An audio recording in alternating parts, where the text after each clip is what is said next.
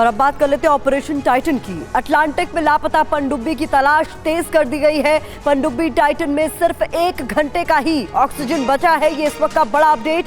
मुश्किल में फंसी हुई है 5 अरबपतियों की जान। बता दें आपको, नॉर्थ अटलांटिक में मल्टीनेशनल ऑपरेशन जारी है। तो ऑपरेशन टाइटन इस वक्त जारी है। तलाश की जा रही है उन 5 अरबपतियों की जो इस पनडुब्बी में सवार हैं, क्योंकि पनडुब्बी टाइटन में अब सिर्फ 1 घंटे की ही ऑक्सीजन बची है। तो ऐसे में इन 5 अरबपतियों की जान मुश्किल में फंसी हुई है। ऐसे में इनको बचाने का ऑपरेशन अब तेजी से आगे बढ़ता हुआ नॉर्थ अटलांटिक में मल्टीनेशनल ऑपरेशन इस वक्त चला जा रहा है। बता दें आपको, मिशन टाइटन में कई और नए जहाज भी शामिल हैं। फ्रांस का रिसर्च जहाज भी इसमें पहुंच गया है। इसके अलावा टाइटन के लिए रोबोट टीम भी ऑपरेशन में जुटी हुई है। विक्टर 6000 रिपोर्ट से पता लगाने की कोशिश की जा रही है कि आखिर ये पनडुब्बी कहां पर है। 20,000 फीट तक गहराई तक जा सकता है ये रोबोट। तो अलग अलग जरियों से, अलग अलग माध्यम से कोशिश की जा रही है पता लगाने की कि आखिरकार ये पनडुब्बी कहां है।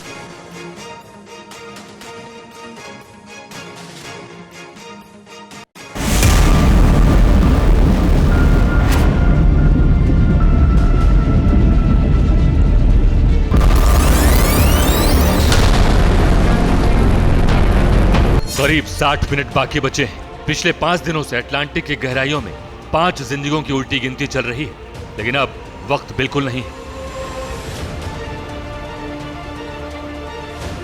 5 अरबपति अथाह समंदर के नीचे जिंदगी के लिए ऊपर वाले से दुआ कर रहे हैं। अमेरिका, कनाडा, फ्रांस, एक साथ कई देश खाक छान रहे हैं, लेकिन कोई अता पता नहीं है।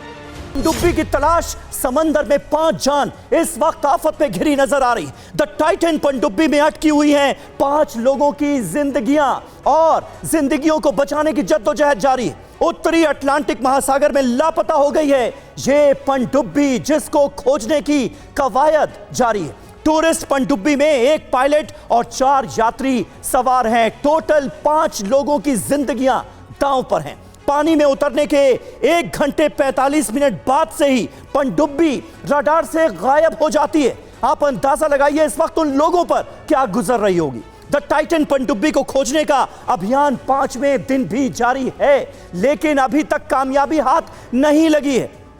18 जून को उत्तरी अटलांटिक महासागर में पानी में उतरी थी ये पनडुब्बी। 18 जून और आज की तारीख, अभी तक कुछ पता नहीं चल पाया है इस पनडुब्बी का। उन 5 शख्सियतों का पूरा परिचय भी हम आपको देंगे, लेकिन पहले द टाइटन की कहानी आपको बताते हैं।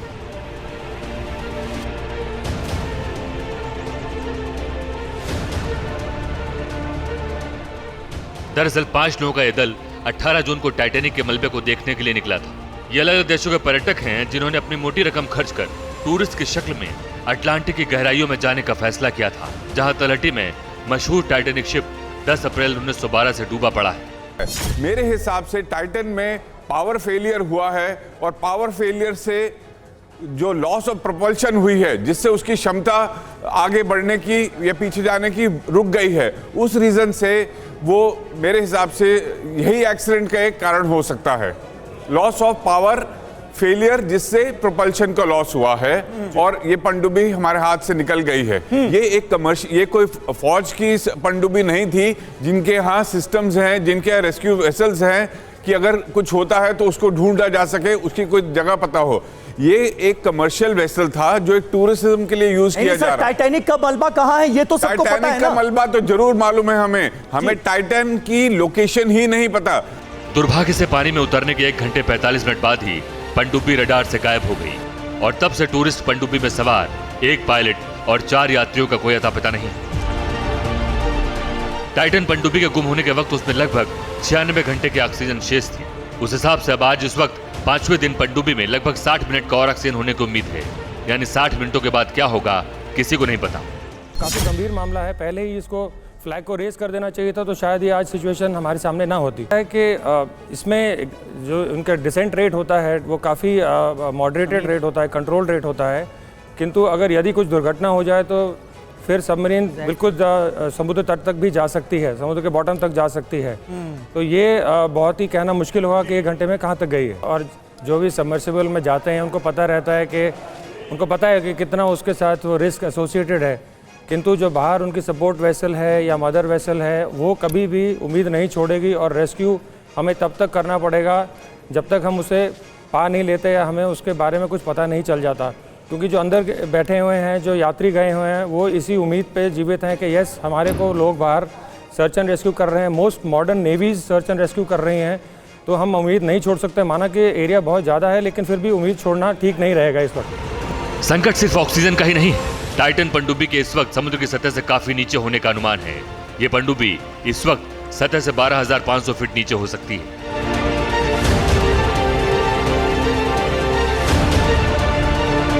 इतनी गहराई पर इस वक्त जमा देने वाली ठंड होती है। जाहिर है पनडुब्बी में मौजूद 5 टूरिस्ट उससे भी 2-4 हो रहे होंगे। ये देखिए, कम ऑक्सीजन, कार्बन डाइऑक्साइड, ठंड, भूख, प्यास, इन सब का उन्हें सामना करना पड़ सकता है। समुद्र की सतह से काफी नीचे हैं ये 5 टूरिस्ट जिनकी जान पर इस वक्त बहुत बड़ी आफत मंडरा रही है। सतह से 12,500 फीट नीचे होने का अनुमान है। और यह अनुमान क्यों है? क्योंकि टाइटैनिक का मलबा 12,500 फीट नीचे है, जिसे लोग देखने के लिए जाते हैं। समंदर में इतनी गहराई पर जमा देने वाली ठंड होती है, ये हमें पता है। जाहिर है इस ठंड से भी उन्हें सामना करना पड़ेगा। प्यास और भूख से भी परेशान होंगे टूरिस्ट, क्योंकि वक्त अच्छा खासा बीत चुका है। ऑक्सीजन की कमी के चलते सांसों पर इस वक्त बड़ा संकट मंडरा रहा होगा।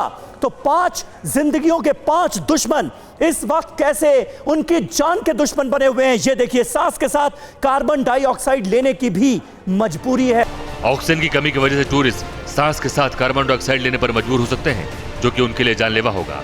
यही नहीं, उनके सामने भूख और प्यास का संकट भी होगा।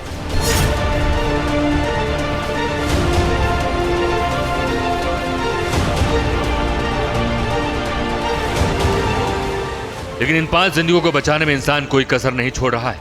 शिप और एयरक्राफ्ट से दिन रात सर्च जारी है। बताया जाता है कि 879 मील के दायरे में सर्च ऑपरेशन चल रहा है।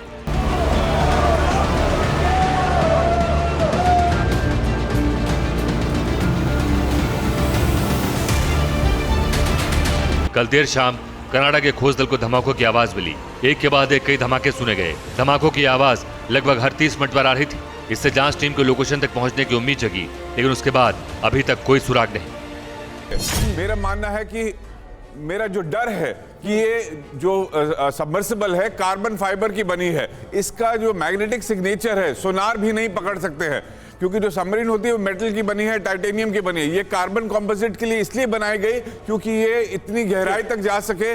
नहीं तो 12,000 फुट पे कोई भी सबमर्सिबल एक अंडे की तरह अगर कहते हैं फूट जाएगी अगर इतने प्रेशर के नीचे आए तो। लेकिन जो कार्बन फाइबर है ये बड़ी बात कह रहे हैं ब्लास्ट की भी संभावना है। और याद कीजिए, थोड़ी देर पहले हमने ये खबर चलाई है कि जो रेस्क्यू टीम में लगे हुए लोग हैं उनके कुछ धमाके सुनाई दिए हैं, धमाके की आवाज उन्होंने सुनी। तो मेरा जो डर है कि ये शायद हम ना ही इन व्यक्तियों को, जो 5 लोगों को हम खो चुके हैं, मेरा डर है कि हम ये टाइटन का भी कभी भी हमें शायद मिले ही ना। टाइटन का जो बचाव तो छोड़िए, मुझे तो इसकी लोकेशन मिलने पर भी बहुत शक है मेरे पास। आइए अब आपको उन 5 शख्सियतों के बारे में बताते हैं जो टाइटन पनडुब्बी में बतौर टूरिस्ट सवार थे। ओशन गेट एक्सपीडिशन के सीईओ स्टॉकन रश और ब्रिटिश अरबपति हैमिस हॉर्डिंग भी सवार हैं। इनके साथ फ्रेंच ड्राइवर पॉल हेनरी हैं, जबकि 2 और टूरिस्ट पाकिस्तान के जाने माने बिजनेसमैन शहजादा दाऊद और उनके बेटे सुलेमान।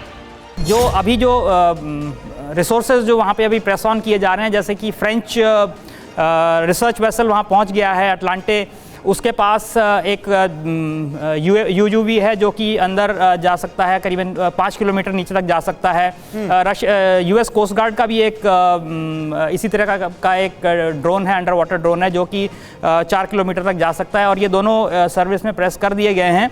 और आप दर्शकों की जानकारी के लिए बता दूं कि साउथ चाइना सी में इसका जो यूएस कोस्ट गार्ड वाला जो इनका ड्रोन है उसको यूज़ करके इन्होंने एक फाइटर एयरक्राफ्ट को बाहर निकाला था, विंच आउट करके। अच्छा। तो यदि हमको इसकी लोकेशन मिल जाती है, जो कि बहुत मुश्किल है, जैसा कमांडर सरदाना बोल रहे थे कि एक सबमर्सिबल को इतने बड़े समुद्र के अंदर ढूंढना एक न सिर्फ एक भूसे के ढेर में बल्कि एक भूसे के पहाड़ में सुई को ढूंढने के बराबर एक लगता है। ठीक है, चुनौतियों से भरा ये। इन लोगों ने टूर के लिए प्रति व्यक्ति 2 करोड़ 4 लाख रुपए का खर्चा दिया था। अभियान पर कुल खर्च करीब 10 करोड़ रुपए का था, लेकिन एडवेंचर की चाहत ने इन टूरिस्टों को मौत के करीब पहुंचा दिया।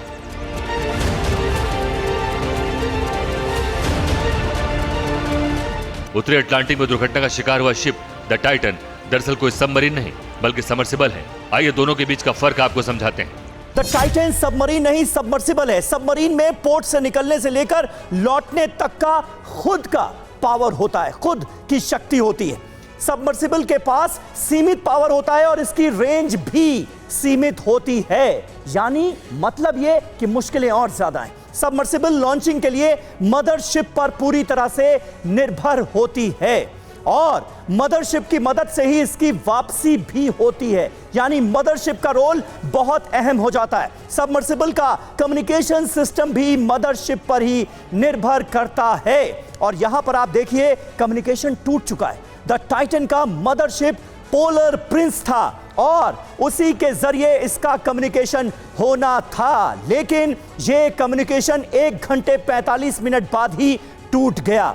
टाइटन पनडुब्बी की यही कमजोरी सबसे बड़े संकट की वजह है। पनडुब्बी की यह सीमित क्षमता 5 जिंदगियों पर भारी नहीं पड़ती अगर सब कुछ तय तरीके से चलता, लेकिन ऐसा हो न सका। अरबपतियों के लिए जिस सफर को उनकी यादों का हिस्सा होना था, वो सफर जान पर आफत देकर आया। दुनिया दुआ कर रही है कि वो सब सलामत हों, सुरक्षित निकल आए। कुछ भी कर गुजरने का दम भरने वाले इंसान के सामने अथाह महासागर की गहराइयों में से 5 जिंदगियों को सुरक्षित बचा ले जाने की चुनौती है। दुआ है कि कुदरत अब और कड़ी परीक्षा न ले और उन सबकी जान बख्श दे। Bureau report, TV9 Bharatvarsh.